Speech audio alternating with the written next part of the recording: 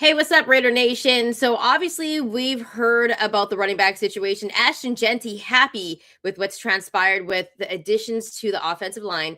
But the biggest question is, what type of depth will the Raiders add? We'll get into that on today's episode.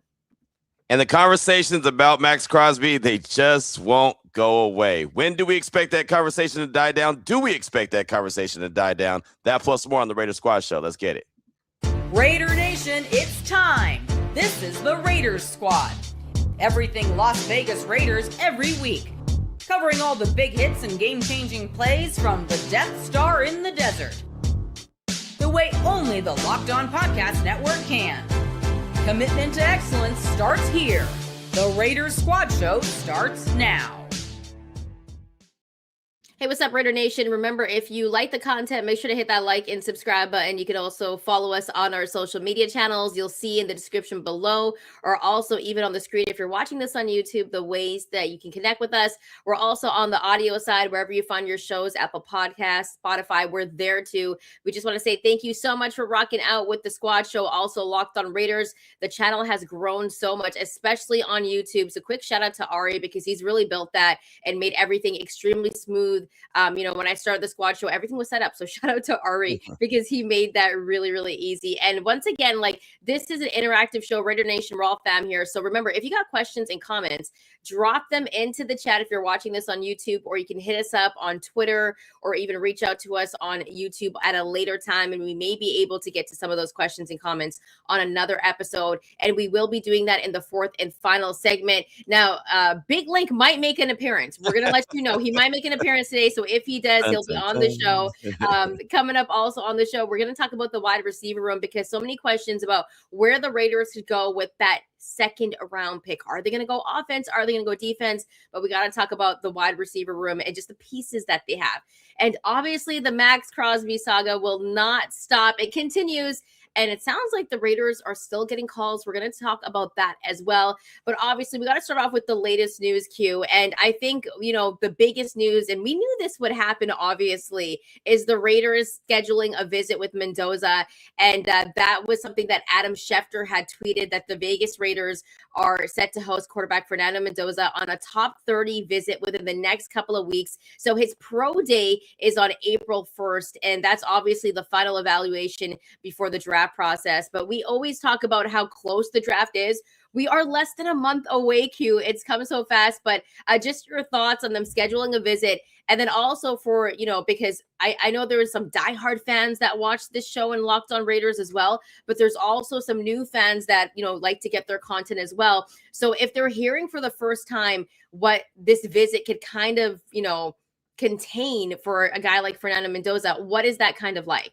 I mean, look, it's a couple weeks out from the NFL draft. So as far as I'm concerned, it's, hey, man, this is where the locker room's at. This is where your locker is going to be. I mean, I think it's really going to be more of one of those kind of formalities, really kind of let him get to see, his surroundings, get to know the facility, get to know the area, obviously get introduced to the people there that are in the building. I mean, look, when he's going to be the number one overall pick, and, unfortunately, I have to keep saying, if in fact the Raiders do select him at number one, until they actually do select him at number one, I hate that I have to put that little asterisk next to it, but that's what it is until they go through and actually we hear his name called by Roger Goodell, number one overall. But I mean, this is just kind of one of those get to know him a little bit more. They spent time with him, obviously, at the scouting combine. They went and checked him out at the the national championship game while his team was taking on Indiana. I mean, they've been as familiar with him as possible, but they'll have a more intimate opportunity. They'll take him out to dinner and show him around the area. Probably tell him where he can find a place to live with his family. All that. Just like I said, it's kind of get to know him, formality type situation, and let him kind of see what's to come, what the future is going to be like. I'm sure there'll be a handful of current players that'll also be there, and probably greet him as well, and check him out, because the players are always at the facility. That's the thing about it. This Raiders facility is so state of the art. Even in the offseason, they don't have to go off anywhere and train if they don't want to. They literally could stay here in Las Vegas, stay there at the facility, get all the food that they need, get all the training that they need. I mean, everything is state of the art, where in years past, and when they didn't have this, and other teams even still experience this, where players get better treatment at their own private kind of facilities. And so the Raiders, they have top-notch facilities, so there's no reason for a lot of these players to go anywhere. So I'm sure that it's all going to be a lot of meet and greet, but it's pretty exciting because you know that just means it's that much closer to Fernando Mendoza, in fact, being the Raiders franchise quarterback. Yeah, and we can't say for sure, but we know that the Raiders are probably going to draft him. I'm about like 98.9% sure, unless they do something crazy. I'll just be glad when I can stop saying probably or most likely or if in fact they do and just say they did, right? I mean, and I just don't want to be the guy that gets caught up where the next few weeks they said, all right, well, Fernando Mendoza, Raiders quarterback, and then for some weird, crazy, I don't know, whatever would happen, all of a sudden it doesn't happen. It's like, what just happened here? You know what I mean? Like, so I still have to use the asterisks, but I mean, for the most part, we know how it's going to go. Yeah, and at the same time, like this is a great time for the Raiders to also show Fernando Mendoza, this is what we're about. This is what the facilities like. It's state of the art. This is how we do it here for Raider Nation. This is how we take care of our players, because the one thing that the Silver and Black is really good at is taking care of not only their former players, but the players that they have inside the building. So this is absolutely huge, because I don't think it's just a chance for Fernando Mendoza to, show what, just to see what the Raiders have. It's also a chance for the Raiders to show like, this is an organization that we're trying to build. And also they had hit the interview with him during the combine, but this is totally different. This is like a legit visit that he's going to attend. So it just makes everything a little bit more real. And his pro day is coming up as well, Q. So we know he didn't throw at the combine, because at that point it's like, you actually have something to lose, because people are just there to criticize every little move that you do on the field. So in terms of his pro day, what are you expecting? I feel like it's going to be a classic, typical pro day, nothing that we're going to be surprised about. I mean, and we shouldn't, right? I mean, look, it's a pro day. You have it scripted to what you do. They're practicing the routine right now, right? Really, if anything, he's showcasing his wide receivers more than he's showcasing himself, right? I think we all know what Fernando Mendoza brings to the table. To me, there's nothing he could do at his pro day next week that's going to make me say, yeah, I don't know if he's the number 1 overall pick. Yeah, I don't know if he's that good quarterback. You know why? Because I saw what he did in game action, right? And that's what matters the most, is what we saw and what literally is on film, and what helped him win the Heisman Trophy. Like that's what we've seen. So I already know who he is. What he's doing at his pro day is more of a favor to the other guys that are trying to get drafted from Indiana. I mean, the fact that he did not throw at the combine, that's one thing. But then to be able to showcase himself at the pro day, I mean, I know a lot of guys that are local media here in Las Vegas that are making the trip to, Indiana to go and see his pro day. I know Kirk Morrison is going to be there checking out his pro day. Like, there's a large contingency of folks that are going to be there to check out that pro day. And the only thing that's really going to do is, it showcases him, but it showcases everybody else. I mean, that's the beauty of it. When I was in Central Texas at ESPN Central Texas, and this is when RG3 won the Heisman Trophy, he had his pro day. We all knew he was going number 2 overall to Washington. He didn't have to do anything. He didn't have to show up if he didn't want to, but he did. And when he showed up, the whole indoor facility was packed, right? It was packed with all kind of different GMs. It had head coaches. It had all kind of scouts. I mean, you want to talk about a place that was packed, wall to wall. And we all knew that there was only one team that was going to get him, and it was the number 2 team, Washington. But it showcased his wide receivers. It was able to showcase some of his offensive linemen. The defensive linemen were able to shake hands with some guys that are important. Like, that's what really ends up coming out of these pro days for guys like him. Guys that are already solidified as, a top 1, top 2, top 3 pick. It's really about the surroundings and the other people that are going to get an opportunity to show up and show out, where someone might walk away from this pro day on April 1st and say, man, I wasn't really focused in on that guy, but man, look at the 40 he ran. Look at what the drills he did. Let me go back and look at the tape and see how good this guy was. I mean, that could be a difference maker for somebody else. It's not going to be a difference maker for him. Yeah, and he's a big team guy, so he's there to also make his teammates look good, as you mentioned. And someone like a Surratt could actually shine really well on this pro day. And he's a guy that I feel like could go possibly in the second round, and it could be a guy that the Raiders even have their eye on. But of course, in that second round, there's so many different ways that they could possibly go. Q, I also wanted to mention that speaking of Fernando Mendoza, the Raiders actually finalized their coaching staff. And when I say that is that they named Mike Sullivan the quarterback's coach. Now, going in a couple of weeks ago, we were told that they were okay with not having a quarterback's coach, but Mike Sullivan has a ton of experience. He enters his 21st season in the NFL, most recently recently worked with the Pittsburgh Steelers, and he was serving as the team's quarterback coach from 2021 to 2023, also as the senior offensive assistant in 2024. And also, just a quick mention, this is really important. He also led in the development of first-round draft pick Kenny Pickett. So obviously some ties there as well. But this is also huge because the Raiders have finally announced that, hey, we are going to have a quarterbacks coach. And we talk about experience, Q, and I feel like the coaching staff that they put together, some guys are getting, their first chance at being that lead guy, like a guy like Robbie Leonard, but then there's a ton of experience as well. And Mike Sullivan is one of those guys that they brought in, which he's entering his 21st season in the league. Like, what are your thoughts on that hire? Yeah, it was something that apparently they had been interviewing him weeks ago and nothing came to fruition. So, he was on his way back to Rutgers. He was going to go to the college ranks and be a coach there. And then the Raiders doubled back and hired him. And, he's got a lot of familiarity with Andrew Janocko as well. So those are kind of some ties that you could look at and say, okay, there's the familiarity. That's what stands out to me the most about this coaching staff is like the ties are really there. And you can see how these, these coaches kind of intertwine with each other and their careers have crossed paths. And you can see why Clint Kubiak was able to really put together this coaching staff. I thought a really good job at putting this coaching staff together, knowing he was the last head coach that was hired. And one of the big questions was, well, who's going to be your assistants? Who are they going to be able to get? Obviously, he had his short list. He kind of already knew what was going to be going on, and he had been working on it. I think this coaching staff came together really well. And now to have Mike Sullivan, who's a longtime quarterback coach and a coach, as you mentioned, in the National Football League, 21 years of experience, I think that's only going to help this staff move forward. I think it's going to help Clint Kubiak in the job he's going to do as a Raiders head coach in his first year. Probably got to unmute my mic there. But for everybody that was thinking that they might bring in Derek Carr as a quarterback coach or anything like that, or even QB2 or a bridge quarterback, that's not going to happen. They got Mike Sullivan, and I'm actually really excited about this because it's just the more experience that they have with guys that are actually getting chances to be that lead guy. Maybe, a guy like Clint Kubiak, his first season as a head coach. I think they've really put this great coaching staff together, and I'm extremely excited for the season. One guy that used to play for the Steelers, running back Najee Harris, he actually met with the Seahawks. He's scheduled to meet with the Vegas Raiders, and this is actually huge because we know that Najee Harris coming off an Achilles injury, so he's not supposed to come in and be that guy, Q. Right. But he's a veteran quarterback with tons of he's had tons of success in his career as an athlete, and at the same time, he has the experience. What are your thoughts on the Raiders bringing in a veteran like Najee Harris? I would actually be intrigued by him. Obviously, the Achilles is a big deal, especially for a running back, right? I mean, that's not anything to shake a stick at. I mean, we see Jason Tatum coming back after 10 months in the NBA, which is incredible. I don't know how healthy he is. That's my biggest question. If he's healthy, and obviously that's what the visit will be all about. He's already visited Seattle, like you mentioned. If he's healthy, I would be very intrigued by him being Ashton Genty's wingman, as Clint Kubiak said it to us. He's looking for a wingman, because he doesn't have to do a whole lot of the lifting. He's already been there, done that. He's a guy that's got plenty of success in the NFL. So I could see him being a guy that takes a few reps from Ashton here and there.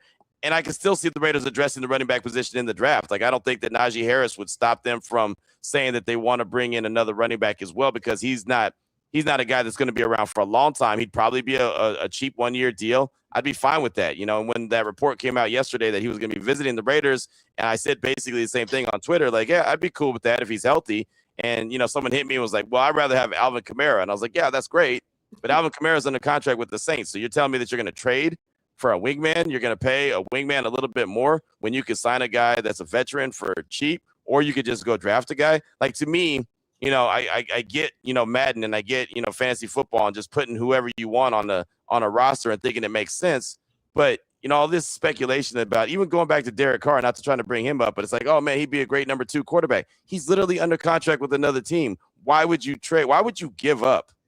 Like, I mean, just sometimes you have to think things out before you say it. Like, why would you give up draft capital for a guy who you don't expect to be your starting quarterback?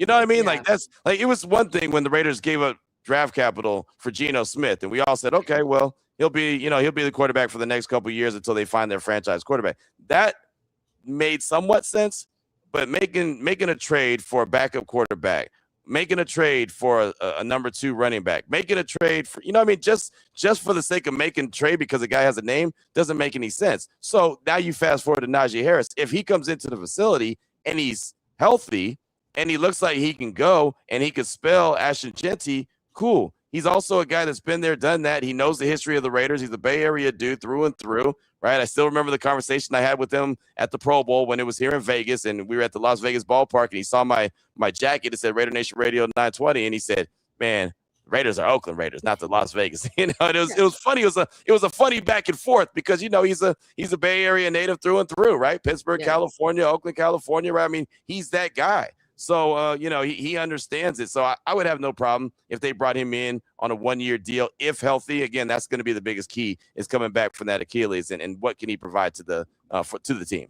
After that story, sign him up right now. No, the thing about him is that I love the fact that he's a vet and he's not going to take away that shine from Ashton Genty because Ashton Genty is an every down back, but the Achilles injury kind of scares me. But at the same time, if he's going to be more of a guy that's mentoring someone like Ashton Genty and has kind of been through, because remember coming out of college, Naji Harris was that dude. Oh, he was. Yep. So when you think about that, I think he'd be a great mentor. And at the same time, if he can still be 75% of what Naji Harris used to be, I think that's a good ad. And I agree with you. Don't go out and trade for someone else. Don't waste your draft capital. And you could also go and get a running back in the draft. I still believe that the Raiders could do that. There's a few backs that I will. Regardless, if they sign him, I still think that they will go and get a running back in the draft. He's not the wingman for a long time. He'd be a wingman for, like I said, probably a 1-year deal. And that all depends on if he's healthy. If he's not healthy, none of this matters, right? If they look at his leg and check out his Achilles, it's no. I know he looks good on video. We've seen him running on the treadmill. That looks good, but we don't think that this is sustainable. Cool. No problem. No harm, no foul. You brought him in for a visit and you let him go. Yeah, and here's the thing. I don't think they're going to be able to draft. I think it would be dumb to draft a guy a Jeremiah Love. And first off, he's going to go really high. Jeremiah Love is going to be gone, right? But a guy that I actually like is a Mike Washington, who was an absolute stud. And I feel like he was right up there, but not a lot of people talked about him because of the team that he played for, the season that they had for the Razorbacks as well. So not a lot of people talked about Mike Washington, but he's an absolute stud. And I like the two-back tandem, because it also takes pressure off of a guy like Ashton Genty. So they could go in the draft a guy like that, or even draft a guy like Seth McGowan from Kentucky, who's a power back. And he's not an every down back as well, but they could go and get a few of those guys in the draft. And if you're thinking 5th, 6th round, I think those guys might be gone, but you just never know who's available and how the draft's going to fall. So I like the fact that Naji Harris is one of those names. I actually thought they would keep Raheem Mostert, to be honest with you. Me too. And we'll see. They still might. I mean, who knows, right? I mean, he didn't do a whole lot last year. Didn't really have too much opportunity last year. I think that'd be a good option as a veteran running back as well. Him and Ashton already have a relationship, so it makes sense. He knows how to run in that blocking scheme, so that makes sense as well. There's some veterans out there that I'm interested in, but the thing about the running backs in the draft, I believe a lot of them are going to drop. And you're going to have some really talented dudes available in the rounds that you were talking about, 5th round, 6th round, 7th round. I think you're going to have some really talented running backs there available. So it's not a thing that it's some, oh my gosh, I got to go get this position right now. I got to go get this guy right now. This is something that will come about eventually, whether it's a veteran like a Najee Harris or Raheem Mostert, or if they go draft somebody at the end of April. Yeah, and we'll see what the Raiders do. But Najee Harris is one of those names with a veteran quarterback who's done what he's done in the NFL already that I think might be a good fit for the Raiders. And hopefully he's healthy, because that's the biggest thing as well. And so Raider Nation, remember, in that 4th and final segment, Q and I will be taking some of your questions and comments. So if you're watching this on YouTube, drop them in the chat. Coming up next, we're going to talk about Maxx Crosby, because it hasn't stopped. All the talk has not stopped. We're getting into that on the other side. So keep it locked here on the Locked On Network. You're watching or listening to the Raider Squad Show. And a quick word from our sponsors as well.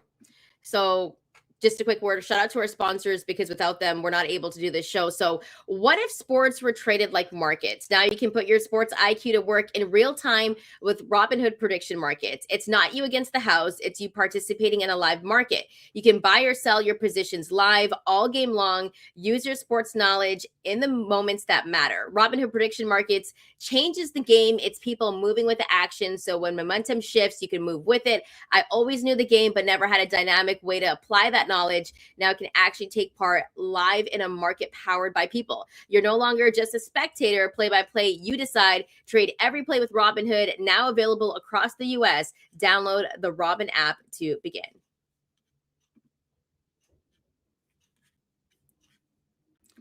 And really quickly, don't forget to check out the Everydayer Club for free ad episodes and access to a group chat with, even myself or others that also do other Locked On shows that you're interested in. Locked On NFL. There might be another team that you might be spying on that you absolutely hate, like Locked On 49ers. You could also get in the chat and, talk some trash there as well.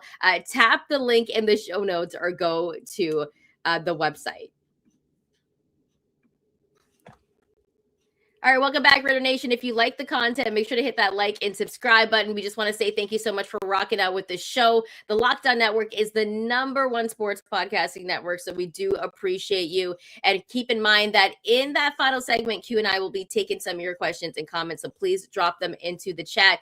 And obviously, Maxx Crosby. This has been like the saga that's never ending. Q, I thought it was over. I was like, there's no more. We're not going to hear it. Max said that he's a Raider for life at this point. He wants to stay with the Raiders.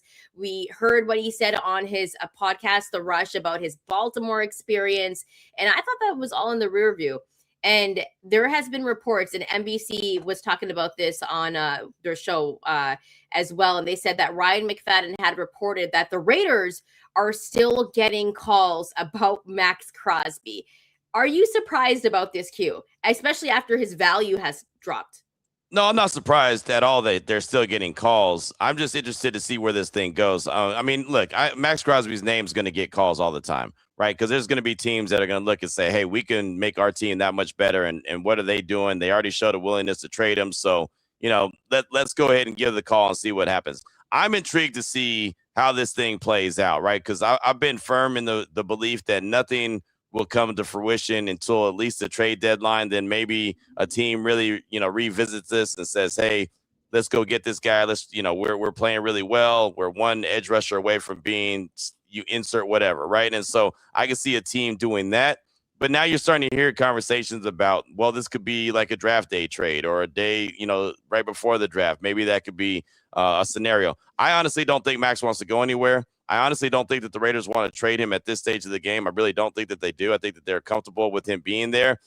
I just think that there's a team out there that is going to continue to try to test that and see what would it take, right? We saw the reports come out now all of a sudden about what the Cowboys reportedly, what they offered the Raiders when they were in pursuit of Maxx Crosby. Like you mentioned, his stock is dropped a little bit, but again, if teams want a guy bad enough, who knows what they're willing to do. Jerry Jones might look at it like, hey, man, this guy might not be good 4 years down the road, but he's good right now, and that's all we need, right? If I can go get a Lombardi trophy right now and, get this guy and give up a king's ransom for him and have him under control for the next 3 years, but actually he's going to put me over the top and I'm going to win the Lombardi this year, is it worth it? To a guy like Jerry, I'm sure it would be. Right, to other teams that want to continue to try to build and make sure that they have their assets and their ducks in a row to be able to build the team for years to come, that wouldn't make any sense. But for a guy like Jerry, and I'm sure there's a couple other teams out there that'd be willing to do it, I could see it. So unfortunately, I'm not talking about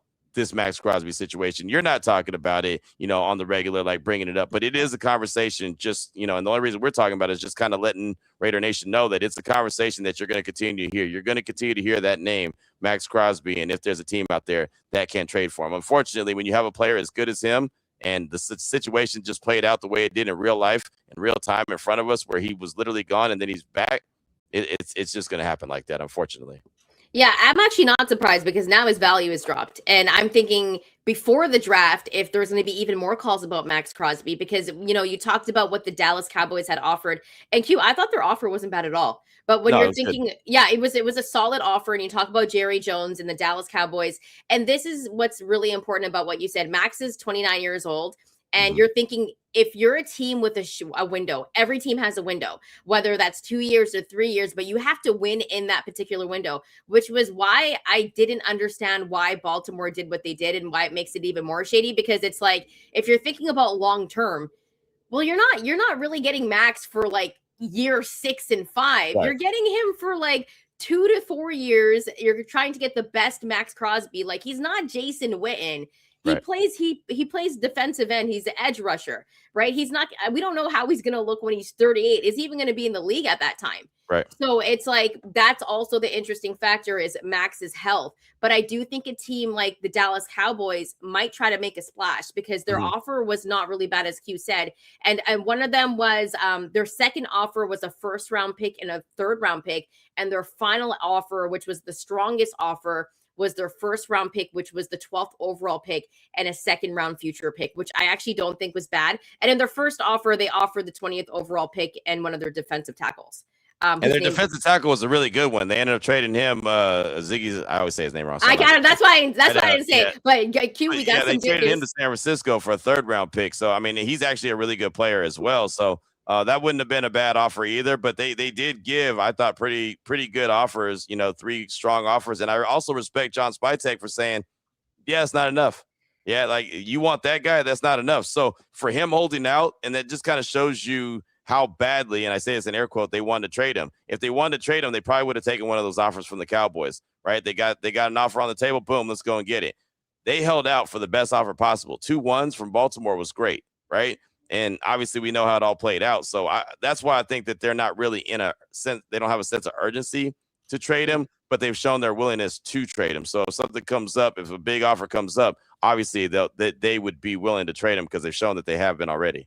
Yeah, and actually, we got some really good news because this is what all the cool people do. They make a late entrance. Lincoln Kennedy's in the house, y'all. So Lincoln, happy to have you, big Lincoln. Bam.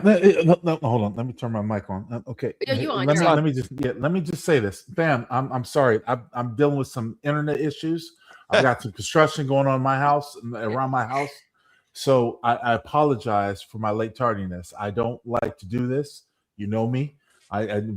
Yeah, I'm here. I'm glad to be here. Okay. Okay. Well, we're glad to have you. And, people were popping off in the comments like, where's Big Link? But this is the perfect time to have this conversation, Link, because we were talking about Maxx Crosby, and it turns out that NBC has reported, off of Ryan McFadden's reports that they're still getting calls about Maxx Crosby. As they should. Okay. So you're not surprised about this at all? No, not at all. As they should. Look, the thing is, I think Q put it best our last show we did together. The fact that this is a boring time for football. They've got to make some news.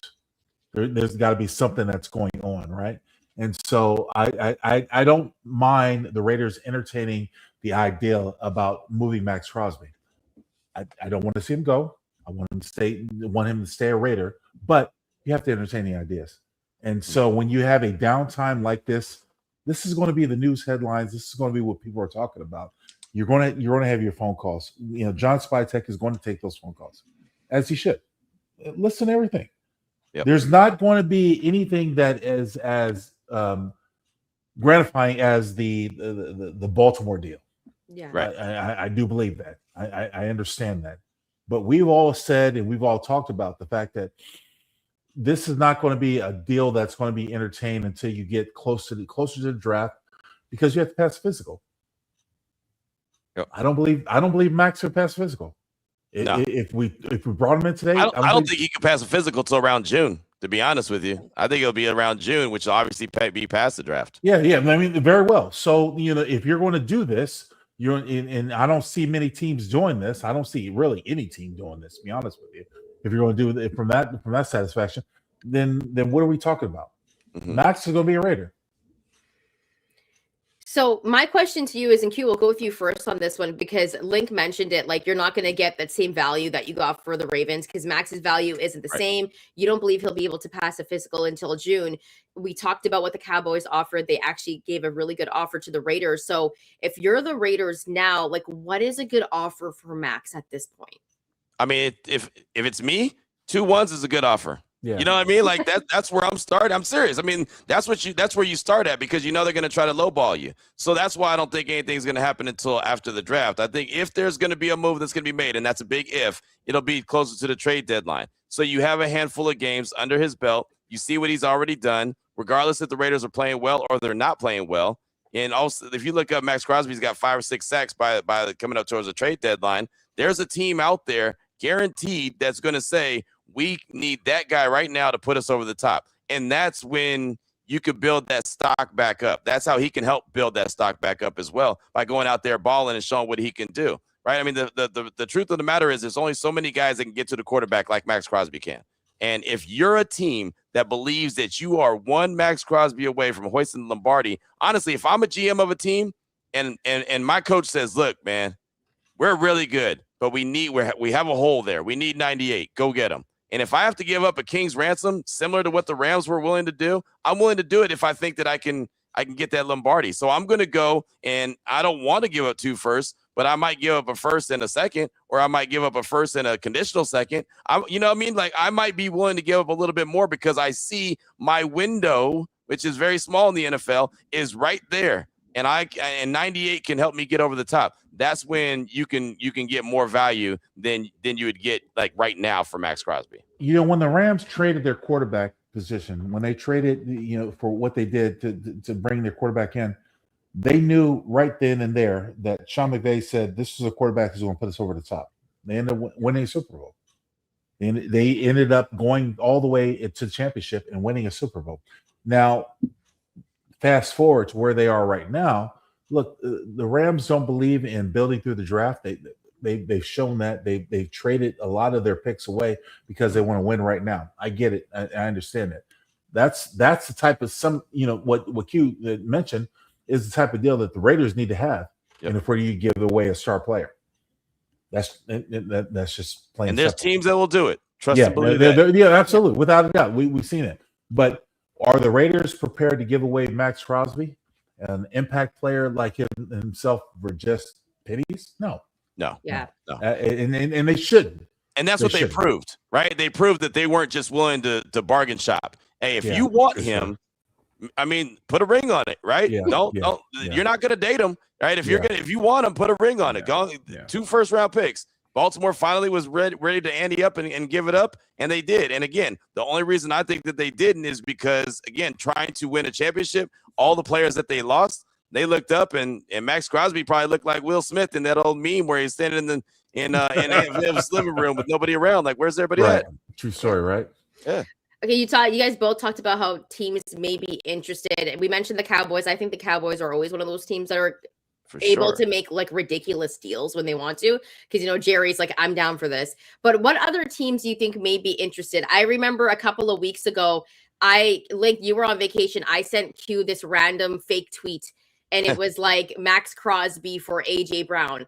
And I was like, and I sent it to Q, and I was like, "Is this real?" And Q's like, "No, that's fake." Right. But like those are like, that's a team where I think Max could really thrive in, is with the Eagles. You mentioned the Rams. The Rams are always looking to make big deals because they're kind of always right there, like they were last season. So, like, if there were any teams other than maybe the Cowboys, who would you say would be interested in someone like Maxx Crosby? Maybe. Cincy? Okay, that's a good one. Cincy? I mean, they wild, right? Because they don't even like defense. No, that's exactly my point. But I mean, I'm thinking right off the top of my head. You're not wrong. You're not wrong, but it's just funny to me. You lost Trey Hendrickson. You're moving forward. I can throw the Cincy's that's there. You know what I mean? I mean, I don't really. I haven't given much thought to other people, but Cincy comes to mind right off the top. Yeah, Cincy makes sense.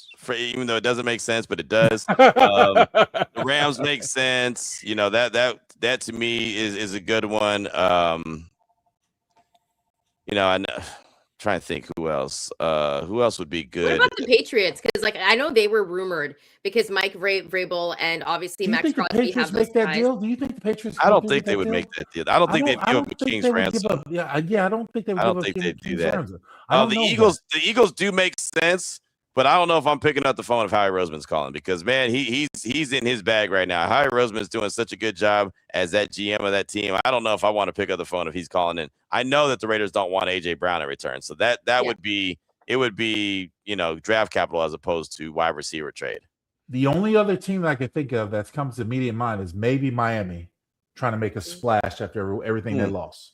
Maybe Miami trying to make a deal. I think they're trying to collect picks as opposed to give. I agree. It's just I'm thinking that with everything they lost, maybe they try to make a splash for their fans, right? To show that we're trying to do something. But to your point, Q, I think they are trying to collect picks. Right. Yeah, and you mentioned a wide receiver in AJ Brown. On the other side, we're going to be talking about the Raiders wide receiver room and if they should go heavy into the draft on looking for that wide receiver number one, or maybe they go out and trade for a wide receiver number one, even though AJ Brown is not on anyone's list. That is a fan of silver and black, in my opinion. But that's coming up on the other side. Keep it locked here on the Locked On Network. You're watching or listening to the Raiders Squad Show. And a quick word from our sponsors. This time of year where all you really want is something warm, easy, and satisfying, that's why Home Chef has become such a go-to. It takes stress out of dinner and makes it simple to actually enjoy cooking again. Home Chef makes cooking easy with fresh, pre-portioned ingredients, simple recipes, and meals that taste great. And the great part about Home Chef is that meals are pretty much 30 minutes. So they're really quick to make. And it just makes dinner feel manageable, even on the busiest days. For a limited time, Home Chef is offering our listeners 50% off and free shipping off your first box, plus free dessert for life. That's homechef.com/lockedonnfl for 50% off your first box and free dessert for life. It must be an active subscriber to receive that free dessert.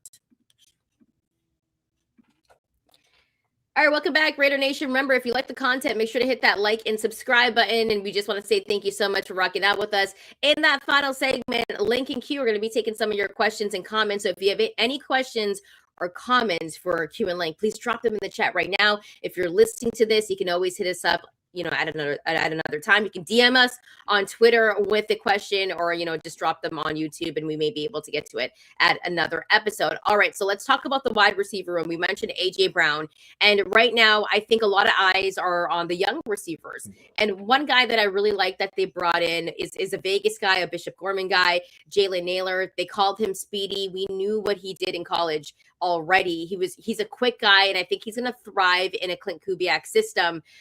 Q, just your thoughts on them bringing in Jalen Nailor, and do you think he has the potential of being a wide receiver number one? Because in Minnesota, he's behind two studs, so he's not getting that playing time. That's the biggest key, is he was behind two studs in Minnesota, right? I mean, when you're behind Justin Jefferson and Jordan Addison, it's going to be hard to get, some burn there in Minnesota. So he has an opportunity in his hometown. Like you said, he mentioned he went to Bishop Gorman. So I know he's excited about the opportunity. I don't think he's a number one. I don't think he would turn into a number one wide receiver, but I think he's a really good number two. I envision him as a quicker Jacoby Myers. That's kind of the role that I see him playing. He doesn't put the ball on the turf. He doesn't drop the ball, which is great, right? That's what you want from the wide receiver. You want him to have hands. He has a really good blocking ability, and everyone that's in a Clint Kubiak offense needs to be able to block. That's a requirement in this offense. So I think that he has a lot that he brings to the table. Not to mention he can get down the field, stretch the field, which is going to open up the underneath for guys like Brock Bowers, for guys like Michael Mayer. These kind of guys. Jack Bech. These guys are going to be able to thrive underneath if they're, sending Speedy Nailor deep, if they're sending Tre Tucker deep, if they're able to get Donte Thornton Jr. out there and let him stretch the field a little bit. Then all of a sudden the field is wide open. And when that happens, that's when a guy like Mendoza or whoever's playing quarterback at that opportunity is able to, pepper those guys for some wide open shots, and then they get those jack yards after the play. So I think Speedy Nailor brings a lot to the table. I actually think he's going to be a guy that Raider Nation is going to really enjoy what he brings to the table, but they don't know him right now, and they know that he didn't have a ton of production. They just went back and looked at the stats. It was like, I don't know, man. I mean, it's kind of okay. No, I think he's going to have a really good predominant role in this offense, but you have to let him have an opportunity to get out there and thrive. Nailor has not shown me he's an X. Yeah, it's just that simple. He's not shown me that he's an X. Of course, being in Minnesota, being behind those guys that, as Q mentioned, I think it's very hard for him to develop. I don't believe in developing guys at this position. But I do think that there's a possibility that you can have young men come into this new offense and showcase and thrive, if that means anything to you guys. So that's not developing. I don't use that word when we talk about this level. It is what it is. But Nailor's has not shown me that he's an X. I expect the Raiders to draft a receiver this draft. Agreed. Coming up. Don't know where, but I also expect the Raiders to try to showcase what they have in the cabinet with their young receivers and develop within this offense. I know that's a long process. There's a lot of people in Raider Nation that aren't necessarily settled with that. You you don't have that Devontae Adams. You don't have that, you don't have that overall standout receiver right now on this roster. Yeah, I You think gotta that's figure it fair out. to say. Yeah, I You think know what I that's mean? fair to say. And we take a look at the wide receiver room as well. And this is a wide receiver room that has a lot of young talent. You mentioned Tre Tucker, also Donte Thornton and Jack Bech. We didn't really get to see them a lot last year. Don't know So who in they terms, are. okay, so exactly, let's start there. So what would be a successful season for both of them this upcoming season? Like, what do you want to see from them?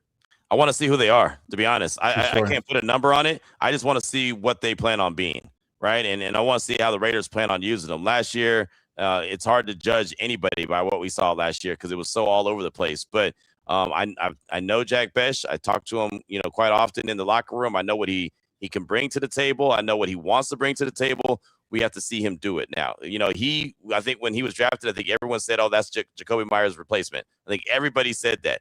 Can he be that guy? We'll find out, right? Because if you see the catches that he made, the majority of his catches went for first downs last year, but he only had 20 catches. So he didn't have a real opportunity to showcase what he could do. Donte Thornton Jr. was the guy that they were really targeting early in the season. And then all of a sudden he ended up in the doghouse, and you saw what happened with him, right? He ended up the season with 10 catches all year. So again, you didn't see much from either one of those guys. So we would be speculating and really pulling something out of our backside and hoping it sticks if we literally said what these guys were going to be next year, because we just don't know. I don't know if Donte Thornton could run the whole route tree, right? That was something I asked him when he first came into the Raiders, because he's coming from Tennessee, and I know how that Tennessee system under Josh Heupel is, right? Sometimes it's very similar to the Baylor system under Art Briles at the time, when there was times, honestly, I'd be on the sideline and the Baylor wide receiver would stand at the line of scrimmage and just move his hands like he's running. He wasn't running, and I would ask afterwards, how come the wide receiver's not taking off? Well, this route doesn't include them. So they didn't have to worry about it. There's no reason to run down the field and have to come back because they know the ball's not coming to them. That's not an NFL offense, right? That's a Madden offense. You know what I mean? Like that's something. So that's kind of the Josh Heupel offense at Tennessee. So I remember asking Donte Thornton Jr., I asked him early on, I said, how do you translate what you did at Tennessee to the NFL? And he said, well, you got to, deep dive into the book and I ran some of the route tree, but I have to continue to perfect it. And it's really about want to. And I know he wants to. That's the good thing. That's what I could tell you about Donte Thornton Jr. and Jack Bech, and say it with my chest, that these guys are guys that are fully bought in to team. We working my tail off to get what I, to earn my spot, but they've got to go out there and earn their spot, and they've got to be an asset to this team. And that's still to be determined, but their minds, they're in the right place. They're not guys that are sitting there with their shoulders shrugged and, oh, woe is me, I'm not getting in the game. They're willing to put in the work. They just have to see the results. What we're seeing with the inconsistency with the coaching staff is we're seeing a parable where their players don't know how they can contribute to what the team needs. We've seen that over and over again. So, much to Q's point, when you talk about Bech and Thornton Jr., we don't know what we have. And I've always been a person that you have to see what you have in the cabinet before you go shopping. You know what I mean? I've always said that. And I think that still holds true. Now, hopefully, because we have a new regime, we have a new coaching staff, we have a new opportunity to see what these guys can do as a part of this offense. We need to see what they are capable of before we go shopping. That's why I say I expect the Raiders to draft a receiver. Yeah, I do. for sure. But I don't necessarily know if they need to. It's not on one of their high points of demands for me, when it comes to the draft position. So, putting all this stuff together is going to be tricky, guys. It really is, because you really need to see what you have in the cabinet. But how do you see it until you have a game time? Right. From Jack Bech to Thornton and all these guys, how do you see? Bech is more of a possession style receiver to me. 3rd down and 5, 3rd down and 4. This is the guy you want to go to.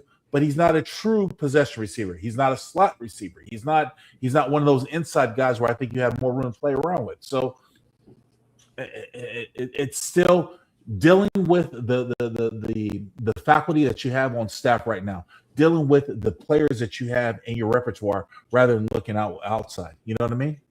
Yeah, no, for sure. Personally, I like Omar Cooper Jr. from Indiana a lot. I think that familiarity with Fernando Mendoza and the fact that I think his ceiling is very high. I like him a lot. Zachariah Branch, I like him a lot for multiple reasons, right? And I think that it'd be just awesome. And I know Mark Davis would love to see another Branch in the organization. He's a smaller dude though, So that's the knock on him. You know, maybe he could be a 3rd-round guy if in fact he's still available. And then also Jeremy Bernard from Alabama. I like him as well. Had his pro day yesterday. Q, here's the thing. You're talking about these players. You got to get them on the field. For sure. What happens if you have an overloaded wide receiver room? You know, how do you that's a problem. That's a problem that you might end up having. And look, Tre Tucker's in his last year of his deal.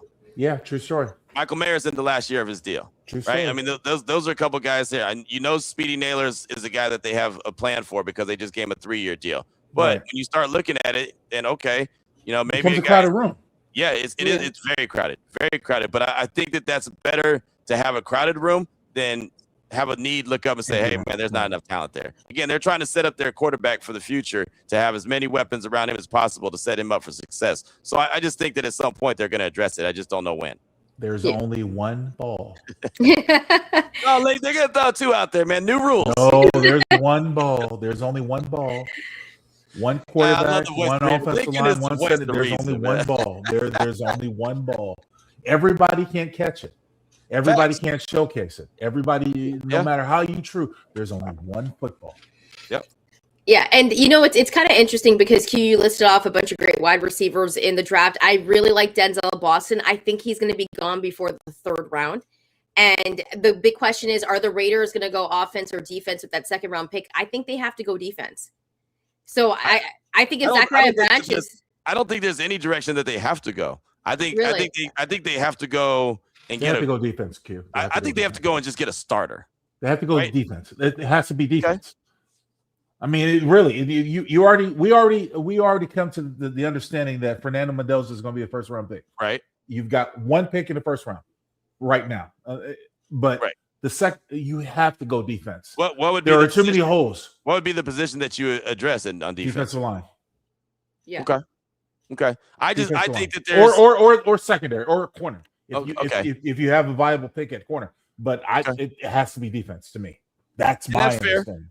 I mean, I don't think there's a wrong answer because this team has holes. Yes, you know what I mean? And I think that this team is going to be so young looking next year. I think you're going to see this roster completely turned over, and you're going to see a lot of the guys that you didn't get to see a lot of burn from last year. Like, remember the JJ Pegueses and the Tonka Hemingways? I think you're going to see a lot more from them this year as well. You're going to see guys from other teams. Right. I mean, exactly. So, I mean, it's going to be young to you because you haven't seen these players play in a Raider uniform. Right. But they're going to be starters that stand out from other teams. I do believe, but they still need to address the holes that are apparent and within this team. And I think they draft a couple linebackers too. I think they're going to might very well be. Mm-hmm. I agree with you. With you. They might very well be. Yeah, sure. You know what? I'm kind of with Link. I think they have to draft, not have to, because Q, you make a great point too. There's so many holes, so they could go either way. But I would be more comfortable if they went with defense because of all the holes on defense. Whereas on offense, they have some guys, right? They have some studs on offense where it's like I'm looking at the defense and I'm like, oh, they need a guy, they need a defensive tackle, they need someone like an AJ Hulsey in the secondary, which would be crazy. I would love for AJ. I'd love if they grabbed AJ Hulsey in the 2nd round. That'd be fantastic. Right. Yeah. I mean, he's a guy that's projected to be a mid-round guy, a mid-2nd round guy. He's a ball hawk. Yeah. I mean, I would have no problem. That's the thing. I mean, if you look at certain positions and you start to look at who's there available, that's why it's so hard to predict what they're going to do in the round 2, because we haven't seen round 1 and we don't know who's going to drop. I mean, there could be the big fella from Ohio State, McDonald. He could end up, just say he dropped to round 2, and all of a sudden they wake up on Friday morning and he's still available. I would jump up and trade up and go get him. Yeah. I would trade up to the top of round 2 to go get, but so there's moving and shaking that you can do, but that also could be said for a guy that happens to be on the offense. There could be an offensive lineman that drops that you're like, you know what? That's good. I mean, that's the thing about this around round 2. And being there at the draft, like, remember when the Raiders got Michael Mayer? A lot of people thought he was going to be a 1st-round pick. They woke up on Friday morning, he was still available. Dave Ziegler was like, hey, let's make a call. Let's go get him. So, I mean, it's so many things that can happen between night 1 and the start of night 2. That's why I think that there's so many options on the table. Yeah. I agree. Yeah, and you make a good point about guys dropping, because when I was doing I'm such a nerd, I was doing draft simulators since week 2. No, sis, I remember Cassius. I can't believe that. You were doing that? That's what I was doing after the Monday night. So, anyways, Cassius Howell kept on going in the third round. I'm like, there's no way this dude is going to get drafted in the third round. The edge rusher from Texas A&M, who's an absolute stud. But if he's to drop to like 36, like you have to go and get him at that point because he's the best player available. You know what I mean? You've had so many people have picked 36. You've had the Raiders make 3 picks at 36. You had Zion at 36. If he drops, like there's so much. So much of the conversation. If he drops, as far as edge rushers go, you've got how the draft is. You've got Wilson. You just signed Malcolm Kuntz. Re-signed Malcolm Kuntz. Don't overload the position. Don't. Right. That's fair. That's the thing. I understand the fact that if you're drafting for the board, best available, I get it. But the Raiders in a position where they have to draft for need. They have to look at need. And yes, you want to stack up. You don't want to just draft for need and draft too high. Exactly. You don't want to reach because you're looking for need. That's my point. If you draft because of your board the best available position and you stack this position, you're not doing your team any good. Because now you have to make decisions on Malcolm Kuntz, Maxx Crosby, Tyree Wilson. You have to make decisions on these guys going forward. And it's like it's not in an advantageous position. I mean, those, but to your point, though, I mean, those are all guys that to me are all on 1-year deals. I mean, Kuntz is on a 1-year deal. Tyree's in his 4th year. He's not getting his 5th-year option picked up. And the jury's still out on if Max is going to be around long-term or not. You know what I mean? So, but do you know what you have already stored? You know what you have. Rather than bringing a totally new guy and put him in the system, you know what you have in a Malcolm Kuntz. You know what you have out of Tyree Wilson. You know what you have out of Maxx Crosby. Don't overdraft the position just because he's the best available. That's all I'm saying. That's my philosophy. No, I got you. I just think that this position might not be too stacked very long. I mean, again, because what John Spytek has been very adamant about is I'm not trying to fast track this rebuild. I'm trying to rebuild it and get it correct for the stability. So if you have a Malcolm Kuntz on a 1-year deal and he plays well, but then he leaves, then all of a sudden that's a hit. Tyree Wilson, he's not getting his 5th-year option picked up. Now he's gone after a year. Now all of a sudden that room that was stacked looks like it's kind of empty. And then, oh, by the way, Maxx Crosby is, got a couple more years left on his deal. Is he in? Is he out? What are they going to do with him? They've already showed that they could trade him. Now you're looking up at like, where'd all my friends go? I don't think it's a position of need right now. Right. And if you're talking about coming from a 3-win team to maybe making a splash to 6, 7, 8-win team, I just don't see that's a need that you have to address right now. Yeah, that's why I love the draft. That's why I love the draft because there's so many points that are being made, and I don't think any of them are wrong. You know what I mean? I think it's just a difference of philosophy and a difference of way that you address it. I don't think any of these opinions are wrong. Honestly, I think that you can make a case for everything that Lincoln said. You can make a case for everything you said, Shantelle, and everything that I said, and all be correct. It's just about it's like going to the store and getting a really good meal. Like what side dish do you want? Link, I can go to the Angry Crab. There's more than one really good thing on the menu, right? I know that. I can go and get plenty of different great items. Right. I'm not wrong with what I go pick at the Angry Crab. I think that's what happens as long as you get the right players. As long as you get football players that can go, you're making the right selection. And my thinking is that you go from a 3-win team to be competitive in the AFC West. So maybe I'm not saying and being realistic. Let me explain this to the Raider Nation. I'm not saying this is a team that should jump to playoffs and maybe a championship run. They are far from that, right? Especially when you talk about the consistency with coaching and everything else. They are far from that. But I'm talking about being competitive. I'm talking about maybe able to slide a couple wins from the Chargers.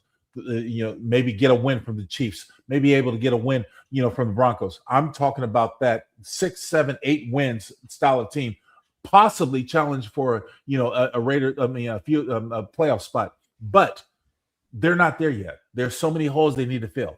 So I'm not saying that. When I'm talking about, when I'm addressing this team is that, look, they've been active in free agency. They still have money to spend. I think the last count was and correct me if I'm wrong, about $25 million.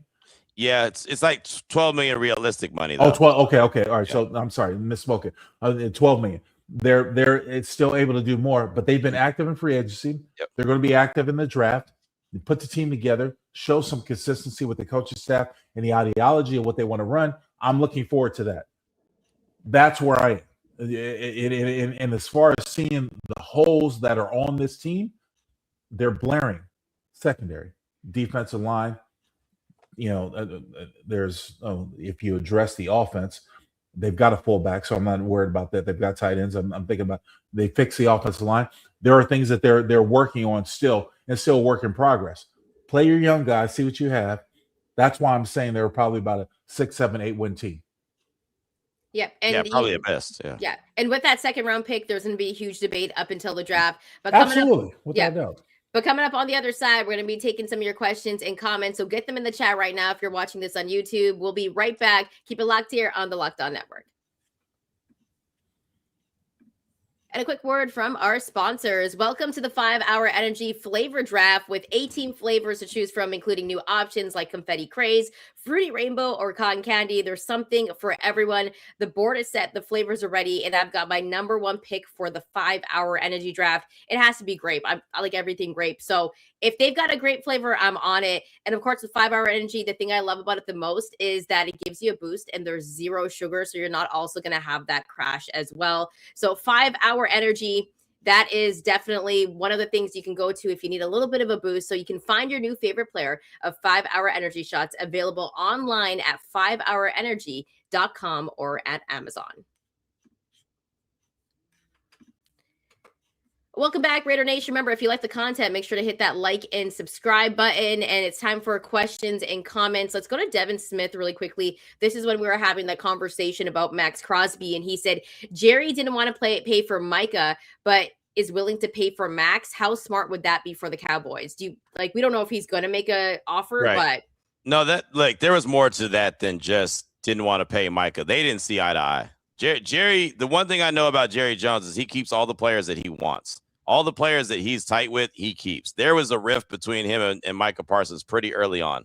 I don't know exactly what that was. Maybe that was the handshake deal that he thought that he had with Micah, and then all of a sudden he brought his agent in. But there was an issue between Jerry and Micah from the jump. So that's kind of how that divorce started to happen. And then ultimately it just got out of whack, and they make that move. Who cares about what Jerry does with the Plus, Cowboys? And Micah obviously costs a lot more money than Max did as well. I mean, here's the thing. If Jerry's trying to do anything to resolve what he did with Micah, letting Micah go, there's really honestly, there's no price that you let a guy like Micah Parsons go. You can try to justify it as much as you want. Jerry's trying to make a splash to resolve his view, especially with the Cowboys fandom. But dude, you made a stupid deal. You let a player go. It's I actually equivalent to when Al let John Gruden go. Yep. Because I remember, and may he rest in heaven, I have the utmost respect for Al Davis and what he represented and what he was. But he brought me in his office and he's like, they made me too good of an offer I could not refuse. When he let John Gruden go, they gave him everything he wanted. Same thing I say with Green Bay and Dallas when it comes to Micah Parsons. Green Bay came to Jerry Jones and gave him everything that he wanted. How are you going to refuse it? The asking price. Though I don't care about the Cowboys. Right. I felt in my heart that when we let John Gruden go, I was like, oh, this is probably one of the biggest mistakes that you made. Did not realize that we were going to see him in the Super Bowl year later. Yeah. Obviously, nobody did. Because I said to Al at that point, we have to hire within. We've got too good of a system. And that's how Bill Callahan got it. LA as the head coach. We had stuff in place that would allow us to win, not knowing that we were going to see this mofo in the Super Bowl next year. All right, really quickly, we kind of talked about this in the previous segment, but if you could really pick quickly, Casanova Core Club says, thoughts on number 36 in the draft? That's the second rounder, whether we're looking at defensive tackle, right tackle, guard, as opposed to drafting a wide receiver there. If you have to pick right now, if you were the GM, if you were Spy Tech, where are you going? DT. I'll go. You know what? I'm going to go. I'm not even going to go with any of those. I'm going to go with AJ Halsey. I don't care what anyone says. He's a safety. Really? He's a ball hawk. Yes. I'll take a ball hawk at safety any day of the week because the Raiders haven't had one forever. This is a guy that not only takes the ball away by causing interceptions, but he also forces fumbles. And don't tell me that you can't draft a safety that high, because somebody's going to draft Caleb Downs in the top 10. And oh, by the way, last time I checked, he's a safety. So yeah, I'm taking AJ Halsey. I'm going against the grain. I didn't see that. No, I'm defensive tackle. Okay, you know what? I'm gonna go with defensive tackle as well. But I wouldn't be mad at AJ Halsey just because he's an absolute stud, and he could be one of those guys that could like really change the game in terms of the secondary for the Raiders. I think he'd be an absolute stud. But coming up, Raider Nation, we'll be back on Monday, so enjoy the weekend. I'll be here. I promise. Internet issues can get. I'll be here. I promise. I promise this, bro. I'll be here. Okay. And you heard it from Link there. He's gonna be here on Monday. Q's gonna be here on Monday. So we'll talk to you then. Enjoy the weekend, Raider Nation. Let's do Tuesday. I got a dentist appointment on Monday. Okay, so there we go. We'll be back on Tuesday morning. Adjustment on point. I got it. Okay. All right, I'll still be here. I'm gonna get my internet connections filled. I'm gonna be here Tuesday. All right, we'll see you on Tuesday, Raider Nation.